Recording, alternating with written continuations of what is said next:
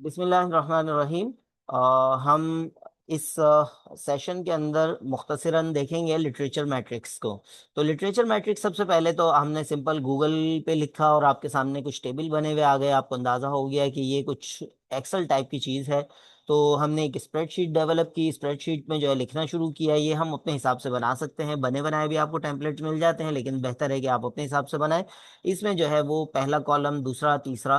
तो पहले में हमने ऑथर्स के नेम लिख देंगे, दूसरे पे जो है खासतौर पे लास्ट नेम लिखा जाता है आमतौर पर ना। तो लास्ट नेम पहले ऑथर का, दूसरा ऑथर का, तीसरा ऑथर का, और अगर तीन से ज्यादा है तो एट ऑल साथ में लिख देते हैं। एयर आ जाएगा, टाइटल आ जाएगा, मेथोडोलॉजी आ जाएगी, कॉन्टेक्स्ट आ जाएगा।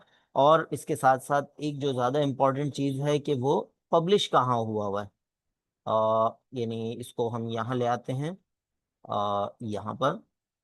बल्कि ये हमने खाली छोड़ा हुआ था, तो जर्नल या जो है वो बुक, या कहाँ पब्लिश हुआ हुआ है, और इसका पब्लिशर कौन है, ये दोनों में क्या डिफरेंस है, अभी हम ये प्रैक्टिकल एक्सपीरियंस से देख लेंगे। सही। और इसी तरह एक दो तीन चार खाली हम छोड़ सकते हैं, या वरना जब जरूरत पड़े तो आपको पता ही है कि हम यहाँ पर ऐड कर सकते हैं। ये आपके अपनी मर्जी का है, अपनी उसका है। आप इसको जो है वो अपने हिसाब से बना सकते हैं। मिनिमम 5 और मैक्सिमम जो है वो 30 जो है वो आपके रेफरेंसेस हों, ताकि जो है वो ढंग का काम हो सके। तो ये 30 पे मैं लेकर चला जाता हूँ, 33 से शुरू किया है तो 33 तक हम इसको ले जाते हैं, ताकि ये हम हम इसको बॉर्डर कर देते हैं, ताकि बात करना आसान हो जाए। अच्छा जी, अब यहाँ पर सिंपल जिस टॉपिक पे हम काम करना चाह रहे हैं उस टॉपिक पे हमने लिखा गूगल स्कॉलर पे। उससे पहले हमने गूगल पे देखा था, कुछ ना कुछ आइडियाज हो गए। मेनली हम आ जाते हैं गूगल स्कॉलर से। गूगल स्कॉलर बाय डिफॉल्ट आपको दिखा रहा हो तो एनी टाइम, यानी इस टॉपिक पर आपका काम पहले कब कब हुआ हुआ है, ये किसी भी टाइम हुआ हुआ है तो ये आपको दिखाते हैं। लेकिन ज्यादा बेहतर है हम पिछले 5 साल का डेटा जो है वो देखें। तो पिछले 5 साल में जो है जैसे ये हमने लिखा, तो हमारे सामने जो है वो ये जो है आ गए। अब अच्छा, इसमें ये टॉपिक है, लेकिन उसके साथ जिसके आगे पीडीएफ लिखा हुआ है तो हमें इसका मतलब है पीडीएफ अवेलेबल है। तो इसको हम देख सकते हैं सिंस 2022 जो है हमारे पास कौन कौन से पीडीएफ अवेलेबल हैं। डायरेक्ट इसको ओपन करेंगे तो ये स्क्रीन हट जाएगी, लेकिन हम इस स्क्रीन को नहीं हटाना चाह रहे हैं। हम चाह रहे हैं कि ये स्क्रीन अपनी जगह रहे। तो राइट क्लिक किया, open link in new tab. तो ये जो है ये हमारे पास एक आना शुरू हो गया। हम इसको एक खास जगह पे जो है वो जमा कर लेते हैं। और मैं अपने पास इसको जमा कर रहा हूँ। सेमेस्टर 1 प्रोजेक्ट्स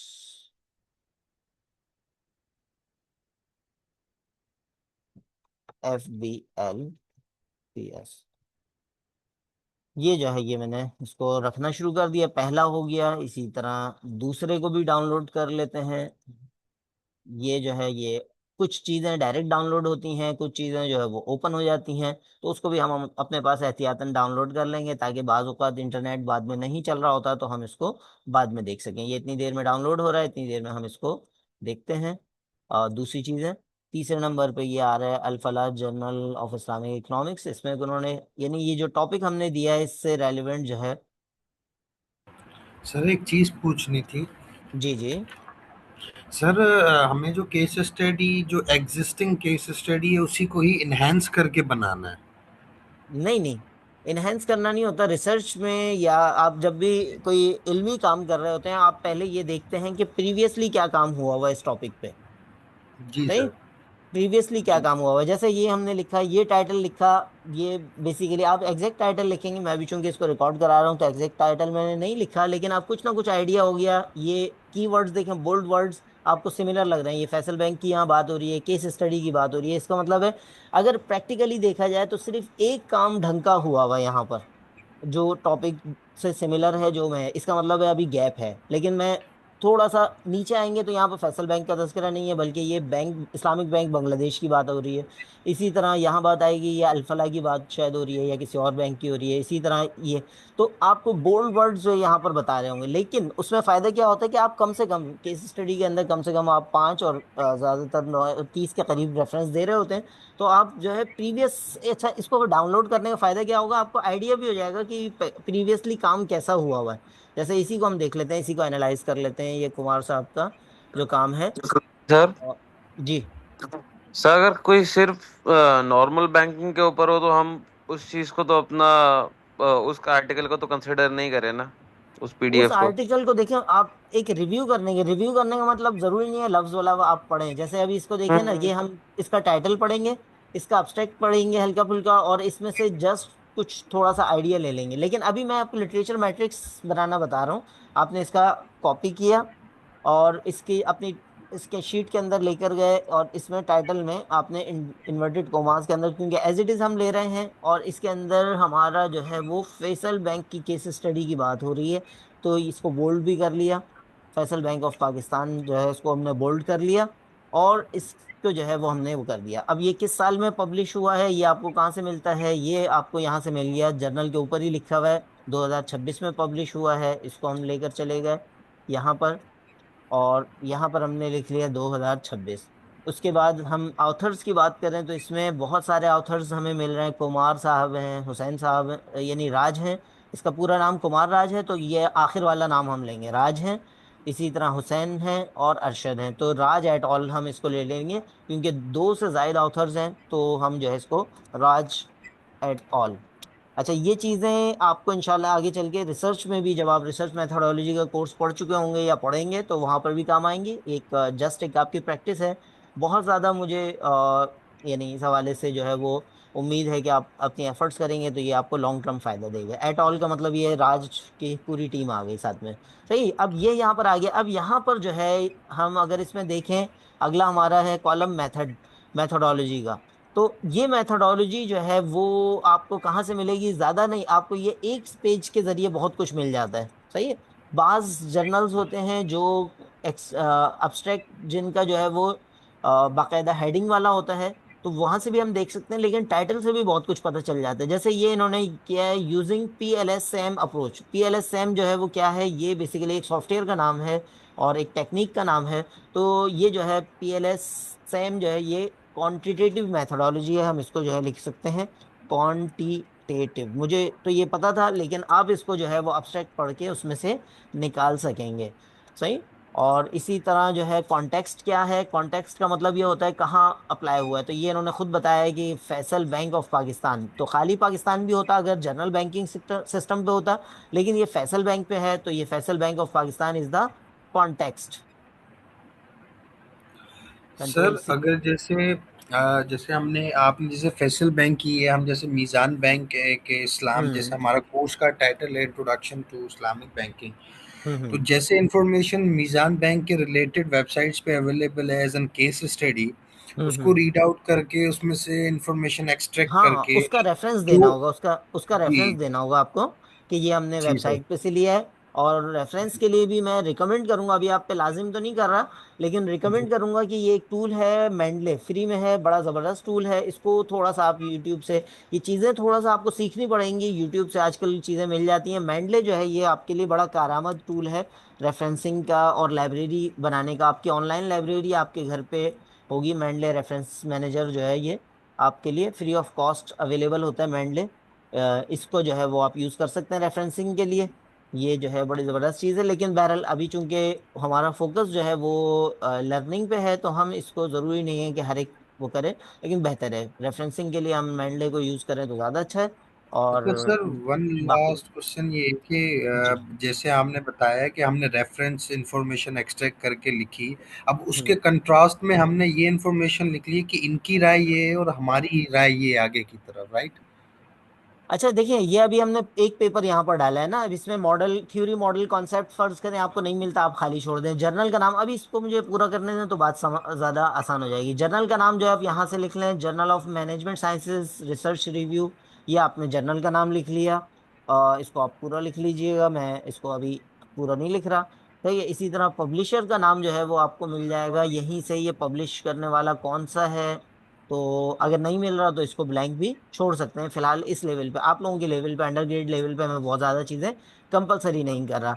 गैप भी नॉर्मली आपको रिसर्च पेपर में अगर मिलता है अच्छी बात है, नहीं भी मिलता तब भी आप खुद एक मोटा मोटा गैप अंडर ग्रेड लेवल पे जो है वो फाइंड आउट इस लेवल पे कर सकते हैं, कि आप जस्ट ये जो टाइटल है इसको आपने व्यू किया इस मेथड से, रैप अप मेथड से। इसमें आपको आइडिया हो गया कि यार इस पे अभी जो है वो कोई ढंग का काम नहीं हुआ हुआ, मुझे अंदाजा हो गया इस पूरी अभी गूगल स्कॉलर पे देखने के बाद कि जिस आइडिया पे मैं काम करना चाह रहा हूँ वो आइडिया पहले से नहीं हुआ। आपका सवाल क्या था कि क्या ऐसा तो नहीं है पहले से उस पर काम हुआ हुआ है? तो गूगल स्कॉलर पे एक इनिशियली अपना आइडिया डालने के बाद मुझे अंदाजा हो गया कि उस पे पहले से काम नहीं हुआ हुआ।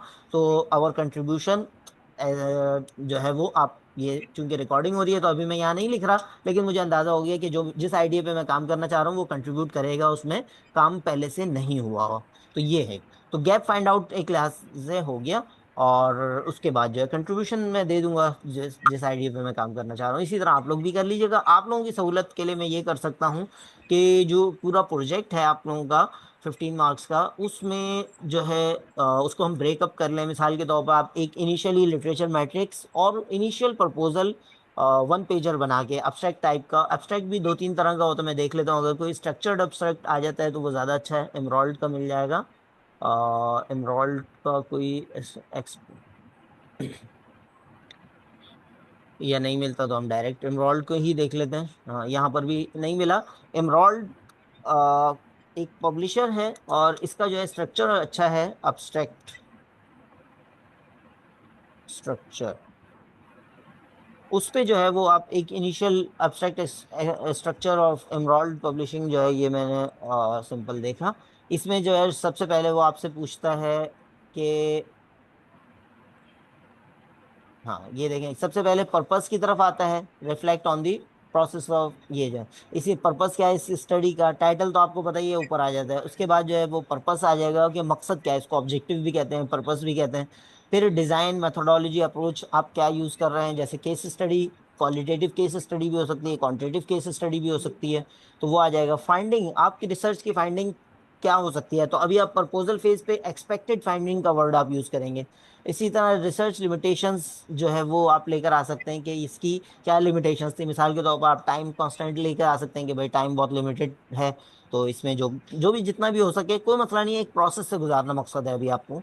इसी तरह इम्प्लीकेशंस जो है वो इसके इस रिसर्च का फायदा क्या है, इसको अप्लाई कहाँ कर सकते हैं प्रैक्टिकल लाइफ में, जो है इसको कैसे इम्प्लीकेशंस हैं इसकी, किस तरह इस्तेमाल कर सकते हैं।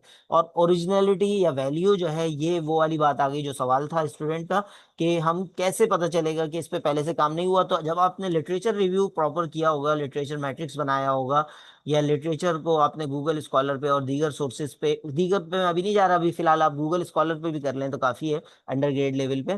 तो आप जो है बता सकते हैं कि for our best of knowledge there is no study available about, या lack of study, no study तो चले थोड़ा हार्ड वर्ड हो गया, इसको हम कह सकते हैं there are lack of studies about this dimension. तो हो सकता है उस टॉपिक पे तो काम हुआ हो लेकिन उस डायमेंशन पे जिस पे आप काम करना चाह रहे हैं उस पे काम ना हुआ हो, तो उसको जो है वो आप यहाँ पर ला सकते हैं। सही, तो ये स्ट्रक्चर अब्स्ट्रैक्ट जो है वो एज अ प्रपोजल जो है वो हो सकता है आपको मैं 1-2 मार्क्स का जो है वो उसी प्रोजेक्ट के अंदर जो है छोटा सा टास्क या असाइनमेंट के तौर पर दे दूं। तो या ना ही भी दूं तब भी आप बना के जो है वो शेयर करना चाहें तो ईमेल कर दीजिएगा। मेरा ईमेल एड्रेस आपको पता ही है यूनिवर्सिटी वाला, तो उस पर ईमेल कर देंगे तो ये एक आइडिया हो जाएगा कि आप सही डायरेक्शन पे जा रहे हैं या नहीं जा रहे हैं। तो अब्स्ट्रैक्ट जो है स्ट्रक्चर्ड अब्स्ट्रैक्ट जो है वो एज अ आप इसको प्रपोजल टूल यूज कर सकते हैं। इनिशियल प्रपोजल, अगरचे प्रपोजल बड़ा होता है, प्रपोजल तो थोड़ा सा इससे लेंदी होता है, लेकिन अब्स्ट्रैक्ट जो है बेसिकली उसका एक खुलासा हो गया। तो इसमें ये है कि डायरेक्शन आपकी सेट हो जाएगी, तो इंशाल्लाह आप बेहतर अंदाज में आगे बढ़ सकते हैं। इसी तरह कीवर्ड्स जो होते हैं कि जो उस मेन मेन वर्ड्स हैं, कीवर्ड्स हैं, उसके जरिए आप काम कर सकते हैं। सही है, अच्छा तो सर। इस हवाले से फर्दर कोई बात हो तो जी हम सर, कर मैं लेते पूछ हैं। रहा था, हम topic A to Z Islamic banking से कोई भी ले सकते हैं ना? जैसे अगर फॉर एग्जांपल मैंने ले लिया कि मीज़ान बैंक क्या वाकई इस्लामिक है या नहीं, और इस पे हमने पूरी केस स्टडी एक मैंने डिजाइन कर ली, तो हम A to Z टॉपिक अपनी मर्जी से कुछ भी ले सकते हैं, बस वो जस्टिफाई होना चाहिए ना इस्लामिक जी बैंकिंग जी, से? आपका जो मेन कोर्स का टाइटल है उस कोर्स से जो है वो लिंक होना चाहिए, और टॉपिक बड़ा ज़बरदस्त आपने बताया है। तो इसमें देखिए मिसाल के तौर पर क्वालिटेटिव रिसर्च, चूंकि मेरी अपनी पीएचडी की फील्ड है, तो इसमें मैं आपको खुलासा करके बता सकता हूँ कि 3 तरह का डेटा आप क्वालिटेटिव रिसर्च के अंदर लेते हैं। Number 1, interviews. सही है, मिसाल के तौर पर आपने जो टॉपिक बताया वो बड़ा ही एक शानदार टॉपिक बन सकता है, अगरचे रिकॉर्ड में आ जाएगा तो बहुत सारे दूसरे लोग भी इस पे काम कर रहे होंगे। लेकिन यह है कि अल्लाह की ज़मीन बहुत वसी है। अभी कल भी एक जगह बात हो रही थी, उन्होंने कहा भाई हम जो है वो इस्लामिक बैंकिंग को उस तरह नहीं मानते, और इंस्टीट्यूशनलाइज होना और ये सारी चीज़ें उन्होंने कही। तो अब ये आप इसके लिए डिफरेंट स्टेक होल्डर से इंटरव्यूज कर सकते हैं, यानी जो इस्लामिक बैंक को मान रहे हैं। तो इसमें आप मीज़ान बैंक या किसी स्पेसिफिक बैंक का नाम लिए बगैर भी आपका जो टॉपिक है उसको जनरलाइज भी कर सकते हैं, कि आप ओवरऑल बैंकिंग को एज अ केस लें, ओवरऑल बैंकिंग को या पाकिस्तान में इस्लामिक बैंकिंग को एज अ केस लें, और उसके बाद उस जो फेवर में लोग हैं, उलमाए किराम हैं, शरिया स्कॉलर्स हैं, उनको। और क्योंकि इस्लाम की जब बात कर रही है ना, हमने सोर्सेज ऑफ शरिया के टॉपिक में भी पढ़ा था कि इस्लाम की बात जब आएगी तो हमें फिर सोर्सेज ऑफ शरिया की तरफ जाना होगा, और फिर सोर्सेज ऑफ शरिया के लिए हमें शरिया एक्सपर्ट्स की तरफ जाना होगा। तो आप उन शरिया एक्सपर्ट्स की तरफ जाएंगे, इंटरव्यूज करेंगे जो इस्लामिक बैंकिंग को फेवर करते हैं, मुझसे आप पर्सनल में कांटेक्ट करेंगे, तो मैं आपको दो चार लोगों के नाम भी दे दूंगा जो फेवर करते हैं, उनका आप इंटरव्यू कर सकते हैं। फिर इसी तरह दो चार लोगों को आप दूसरे, यानी तीन मिसाल के तौर पर आपने इस तरफ के लिए जो फेवर में है या जो इस्लामिक बैंकिंग में इन्वॉल्व हैं, और तीन जो है वो आप ऐसे लोग जो इन्वॉल्व नहीं है और अगेंस्ट हैं इस्लामिक बैंकिंग के, उन तीनों से भी आप इंटरव्यू कर सकते हैं। लेकिन इंटरव्यू के लिए आपको पहले क्या करना पड़ेगा, क्वेश्चंस बनाने होंगे जिसको इंटरव्यू प्रोटोकॉल कहते हैं, और उस टॉपिक पे पहले आप लिटरेचर पढ़ेंगे तो आप इंटरव्यू प्रोटोकॉल बना सकेंगे। तो स्टेप बाय स्टेप आप अपनी रिसर्च को जो है वो ब्रेकअप कर लें, और अगर तीन तीन दिन का या एक हफ्ता तो खैर ज़्यादा हो जाएगा, आपका प्रोजेक्ट टाइम कम है, तीन तीन दिन का टास्क बना लें कि इस तीन दिन में मुझे ये करना है, फिर अगले तीन दिन ये करना है, और अपनी टीम बना लें। अगेन चूंकि आपको अकेले करने की ज़रूरत नहीं है, अगर टाइम काम काम ज़्यादा है और टॉपिक बड़ा है, तो इसमें आप तीन लोगों तक जा सकते हैं। तो तीन लोग आप अपनी दो काम के साथ ही लें, ऐसे जो आपको रियल में साथ दें। तो interviews, document reviews including websites वगैरह, और इसी तरह लिटरेचर जब आप पढ़ रहे हैं ये भी डॉक्यूमेंट्स ही हैं, और इसी तरह बुक्स हैं। और तीसरी तरफ जो है वो आप ऑब्जर्वेशन की तरफ जा सकते हैं, जो कि लेकिन इतने शॉर्ट टाइम में इतना इजीली आपके पास फिजिबल नहीं होगा। तो तीन तरीके होते हैं हमारे पास क्वालिटेटिव डेटा कलेक्ट करने के, इंटरव्यूज, डॉक्यूमेंट रिव्यूज, और जो है वो आपका यानी ऑब्जर्वेशंस।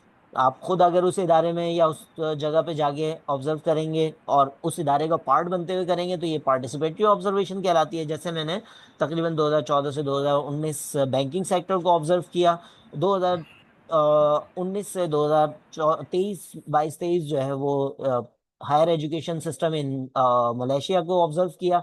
अब जो है वो 2023 से ऑनवर्ड जो है वो higher education system in Pakistan, इसको ऑब्जर्व कर रहा हूँ। तो ये पार्टिसिपेटरी ऑब्जर्वेशन कहलाती है। तो ये सारी चीजें रिसर्च का पार्ट बन सकती हैं, और इसको हम अच्छे अंदाज में लेकर चल सकते हैं। लेकिन टाइम के लिहाज से अभी चूंकि आपका अंडर ग्रेड लेवल का प्रोजेक्ट है और बहुत ज्यादा टाइम भी नहीं है, तो डॉक्यूमेंट रिव्यूज डेटा कलेक्शन के लिहाज से सबसे आसान है। आप सिंपल वेबसाइट खोलेंगे, वो भी डॉक्यूमेंट है, वेब डॉक्यूमेंट है।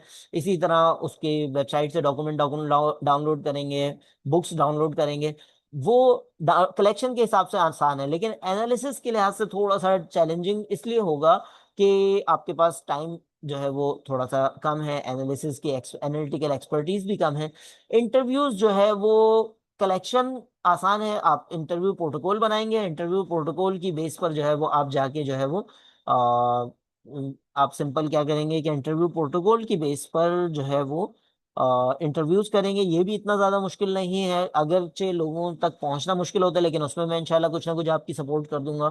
लेकिन जो ज्यादा टाइम टेकिंग काम होता है उसमें उसमें आपको टीम की जरूरत पड़ेगी, वो है उसको ट्रांसक्राइब कराना। सही है, आप उर्दू में, इंग्लिश में, कोई कोई सी भी लैंग्वेज में आप इंटरव्यू करते हैं, उसको फिर डॉक्यूमेंट फॉर्म में लेकर आना, उसको जो उसने कहा है उसको अल्फाज में लेकर आना, वो एक थोड़ा सा चैलेंजिंग टाइम होगा। फिर उस पर थीमेटिक एनालिसिस लगेगा।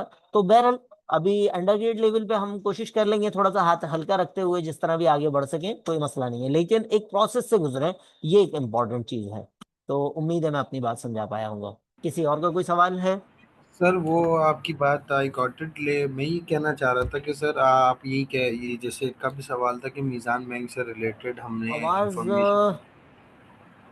मेरे पास अब थोड़ा सा आवाज इसमें। अब आ रही है सर, आवाज सही? जी जी, अब सही है। सर मैं ये कहना चाह रहा था जैसे जैसे इन्होंने भी कहा कि बस जस्टिफाई इन्फॉर्मेशन होनी चाहिए और एग्जिस्टिंग इन्फॉर्मेशन नहीं होनी चाहिए। हत्ता कि हम जो है एग्जिस्टिंग इन्फॉर्मेशन के रेफरेंसेस देकर, जैसे कि हम्म आपने बताया कि जो है बहुत से लोग हैं जो अभी भी इस्लामिक बैंकिंग को उस तरीके से नहीं मानते, कुछ डाउट्स हम्म हैं। तो हम्म उस जो रेफरेंसेस इस्लामिक बैंकिंग के अवेलेबल हैं उसके हम्म थ्रू हम उसको थोड़ा और बता के कि जो लोग इस्लामिक बैंकिंग को नहीं मानते, तो हमें किन हम्म। किन वेज में जाना चाहिए, क्या क्या तरीके अपनाने चाहिए कि जो है उनका परसेप्शन भी जो है वो बदले। तो अच्छा, इसमें देखिए एज अ रिसर्चर, ये वाला जो प्रोजेक्ट है ना, ये आप एज अ रिसर्चर काम कर रहे होंगे, तो आपका टारगेट यहाँ पर ये नहीं है लोगों के परसेप्शन बदले।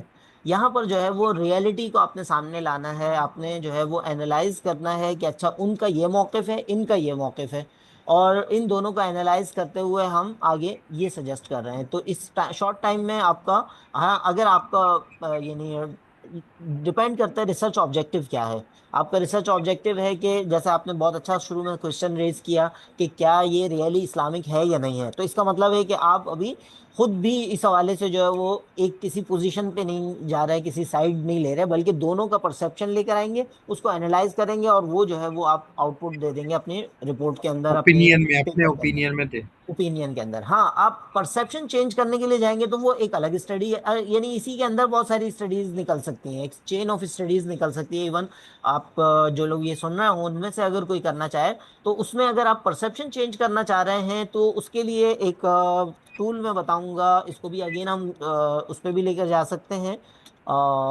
ब्लूम्स टैक्सोनॉमी, ये खाली इस्लामिक फाइनेंस नहीं बल्कि किसी भी चीज़ पे, क्योंकि पाकिस्तान में ही नहीं बल्कि बहुत सारी जगहों पे दुनिया भर में एक बहुत बड़ा मसला क्या है, बहुत बड़ा मसला ये है कि लोग जो है ये ब्लूम्स टैक्सोनॉमी को अगर समझ जाए तो बहुत सारे काम आसान हो जाएंगे। इसको हम यहाँ पर ले लेते हैं। ये ब्लूम्स टैक्सोनॉमी में सबसे पहला दर्जा है रिमेम्बरिंग। सही, रिमेम्बरिंग, बल्कि ये वाला आ जाए, यहाँ से आ जाए, ये वाली इसको डॉक्यूमेंट अगर आपको नजर आ रहा है तो सबसे पहला है रिमेम्बर, उसके बाद है अंडरस्टैंड। जैसे मिसाल के तौर पर अभी हम इस्लामिक फाइनेंस की बात कर रहे हैं, आपने हल्का हल्का नाम सुन लिया, मुराबहा, रिबा का नाम सुन लिया, आपने गरर का नाम सुन लिया, तो अब फर्ज करें आज से 1 साल बाद किसी ने कहा तो आपको हल्का हल्का याद आ रहा है, हाँ हाँ कुछ पढ़ा तो था, लेकिन एग्जैक्ट क्या है वो अभी जहन में नहीं है, या है भी तो याद है लेकिन अभी वो बस याद ही है, बहुत ज्यादा अंडरस्टैंडिंग नहीं है। लेकिन अगला लेवल है अंडरस्टैंडिंग, कि उसके बारे में आपको अच्छी तरह समझ हो, अच्छी तरह पता हो, उसके बारे में उसके उसूल और ज़ाब्ते पता हो, तो ये अंडरस्टैंडिंग है। उसके बाद अगला मरहला है एप्लीकेशन, अप्लाई करना, उसको फील्ड में अप्लाई करना, उसको वो करना कि ये जो है किस तरह होता है, आपको करना आ जाए। सही है, यानी यूँ समझ लें इन दो के जरिए आपको नॉलेज गेन हो जाती है और उसके बाद अप्लाई के जरिए आपको एप्लीकेशन आ जाती है। उसके बाद अगला मरहला है एनालाइज करना। सही है, एनालाइज करना, और फिर इवेल्युएट करना और क्रिएट करना। हमारे यहाँ मसला क्या होता है कि हम किसी चीज को, ये इस्लामिक बैंकिंग का मामला हो या कोई भी मामला हो, हम उस चीज को प्रॉपर अंडरस्टैंड किए बगैर एनालाइज कर रहे होते हैं ये इस्लामिक है या नहीं है। भाई पहले समझ तो लें कि ये है क्या, पहले तो समझ लें। जैसे इस्लामिक बैंकिंग की हम बात करें तो इसमें दो वर्ड्स हैं, दो कीवर्ड्स हैं, इस्लाम और बैंकिंग। तो दोनों कीवर्ड्स को जब हम प्रॉपर समझेंगे उसी के बाद हम उसका हक अदा कर सकेंगे। तो अगर जैसे आपने कहा कि उनका परसेप्शन बदलना है तो बेसिकली उनको उनकी नॉलेज लेवल, रिमेंबर को दूसरे ब्लूम्स टैक्सोनॉमी के ओरिजिनल वर्ड के अंदर हम जो है नॉलेज भी कहते हैं, तो बेसिक नॉलेज उनकी जो है वो इम्प्रूव करनी है। तो उसके लिए बिफोर एंड आफ्टर वाले केसेस भी हम यूज कर सकते हैं। मिसाल के तौर पे आपने कोई 10 लोग सिलेक्ट किए, लेकिन उसमें आप बहुत हाई लेवल के, बहुत इंटेलेक्चुअल लोगों पे नहीं जाएंगे, अपने 10 दोस्त मिसाल के तौर पर आपने सिलेक्ट किए, उनसे आपने ओपिनियन ली कि यार what is Islamic banking in your opinion, do you believe in Islamic banking और नॉट। आपने जो है वो उनका पहले एक सर्वे किया। सही, उसके बाद फिर आपने जो है माशाल्लाह इस्लामिक फाइनेंस का कोर्स पढ़ा है, जो बुक आपको बताई गई है डॉक्टर इमरान अशरफ उस्मानी साहब की, वो इसी तरह मेरे अपने यूट्यूब चैनल पे काफ़ी चीज़ें अवेलेबल हैं। उसके लिए आप सिंपल जो है गूगल पे लिखेंगे, इसमें जो है वो आपको वीडियोस मिल जाएंगी, डॉक्टर जुबैर अहमद नसीम ऑफिशियल करके, तो इसमें मिल जाएंगी। इसी तरह IBSC की वेबसाइट है, इस पे जो है वो आपको मिल जाएंगी। ये जो है ये आपके पास है, इसमें जो है प्लेलिस्ट में आप जाएंगे तो इस्लामिक फाइनेंस की प्लेलिस्ट हमारे पास है, इस्लामिक बैंकिंग, इस्लामिक फाइनेंस की, उसमें जो है वो आप जाके इसको देख सकते हैं। और उसकी मदद से जो आपने मिसाल के तौर पर सिलेक्टेड 2-3 वीडियोस उनको दिखवा दी, सुनवा दी, सही है, या अगर आपकी इतनी एक्सपर्टीज डेवलप हो गई हैं तो आप खुद जो है उनको प्रेजेंट कर दें। जैसे मिसाल के तौर पर ये जो है ये हमारे पास ये प्लेलिस्ट है इस्लामिक बैंकिंग से रेलिवेंट, तो ये जो है ये हमने उनको जो है वो सुनवा दी। और उसके बाद अब जैसे ये रिबा के हवाले से, इंटरेस्ट के हवाले से है, ये हमने उनको सुनवा दी। और उसके बाद जो है फिर उनसे अगला दोबारा एक क्वेश्चन फिल करवा लिया या इंटरव्यू कर लिया कि अब आपकी क्या ओपिनियन है। तो ये जो है बिफोर एंड आफ्टर जो है ये केस स्टडी हो जाएगी। ये 10 लोग जो है पहले अगेंस्ट थे, उसके बाद जो है अब ये इनके इस फेवर में है इस्लामिक फाइनेंस के या इस्लामिक बैंकिंग के। फिर इस तरह मैं अगेन एक बात कहता हूँ, इस रिकॉर्डिंग का हिस्सा भी बनाना चाहूंगा कि इस्लामिक बैंकिंग जो है वो कोई फर्ज नहीं है कि हर एक को हम उस पर ईमान लाएं कि लाजमन इस्लामिक बैंकिंग को आप माने नहीं माने कोई बात नहीं। कोई अगर नहीं मानता तो बहुत ज्यादा आपको जोर लगाने की जरूरत नहीं है। इस्लामिक बैंकिंग को कोई नहीं मानता ना माने। जो ज्यादा जरूरी है मेरी नजर में वो है इस्लामिक फाइनेंस। लोग इसमें मिक्सअप कर जाते हैं। इस्लामिक फाइनेंस जो है वो बहुत वसी चीज है, और एक मुसलमान के लिए ये लाजमी है कि वो इस्लामिक फाइनेंस को जाने। सही है। हमने इस्लामिक बैंकिंग है ना स्लाइड के अंदर उसूल और ज़ाब्ते पढ़े ना, हमने देखा कि मुजारबा है, मुशारका है, trade based mode of finance है, rent based mode of finance है, partnership based mode of finance है, सर्विसेज बेस्ड जो है वो अर्निंग है। तो ये चार चीजें यानी ट्रेड यानी खरीदो फरोख्त हम में से हर एक अपनी जिंदगी में कर रहा होता है। इसी तरह किराएदारी के मामला हम में से हर एक अपनी जिंदगी में कर रहा होता है। इसी तरह जो है वो और दीगर दीगर जो चीजें हैं, पार्टनरशिप है, वो कभी ना कभी किसी का वास्ता पड़ता है और बड़ा बुरा वास्ता पड़ता है अब तक हमारे मुआशरे के लिहाज से। और उसकी वजह है कि हम पार्टनरशिप एग्रीमेंट ही नहीं बनाते। इवन मेरे अपने एक्सपीरियंसेस हैं कि पार्टनरशिप एग्रीमेंट बनाना एक मुश्किल काम, उस पे लोगों के साइन कराना एक मुश्किल काम, फिर उसके बाद शुरू में बोलते हैं कि एतमाद नहीं है इसलिए एग्रीमेंट बना रहे हो, और बाद में जब एग्रीमेंट की बात आती है तो फिर ये नहीं। ये चीजें जो है हमारे मुआशरे के अंदर इतनी मुश्किल हुई हुई हैं। उसकी वजह ये क्या है कि हम इस्लामिक फाइनेंस भी नहीं समझे हुए। बैंकिंग को नहीं मानते ना माने, लेकिन फाइनेंस तो समझे, इस्लामिक फाइनेंस तो समझे। और उसकी बिल्कुल आसान सी डेफिनेशन मेरी नज़र में, जो आपके फाइनेंशियल मैटर्स हैं उनको इस्लामिक बाउंड्रीज के अंदर करें। उसमें गरर ना हो, उसमें रिबा यानी सूद ना हो, उसमें इस तरह की चीज़ें ना हो, तो ये बहुत आसानी से जो है वो हम इस्लामिक फाइनेंस को वो कर सकते हैं। तो इन्ना अर्ज़ुल्लाहि वासिअतुन, अल्लाह की ज़मीन बहुत वसी है। एक बहुत ज़्यादा टॉपिक्स इसमें से निकल सकते हैं। आप किसी स्पेसिफिक टॉपिक को लें, अगर अपने दोस्तों से इंटरव्यूज कर सकते हैं वो ज़्यादा अच्छा है, क्योंकि आप फ्रैंक होंगे, उनसे बातचीत आसान होगी, इंग्लिश में कर सकेंगे तो ट्रांसक्रिप्शन आसान होगी। उसके बाद जो है फिर उसको एनालाइज करने के लिए थीमेटिक एनालिसिस का मैं एक मेथड आपको बता देता हूँ। ये एक डॉक्यूमेंट है, काफ़ी मशहूर है क्वालिटेटिव रिसर्च का, थीमेटिक एनालिसिस। ये मैंने आपके सामने लिखा अपना थीमेटिक एनालिसिस, और इसका जो है वो हमारे सामने थीमेटिक एनालिसिस पे जो है स्टेप बाय स्टेप अप्रोच हमें मिल जाती है। और इसको भी अगेन हम गूगल स्कॉलर पे लिखेंगे तो ज़्यादा हमारे पास रिलायबल डेटा आ जाएगा। Google scholar.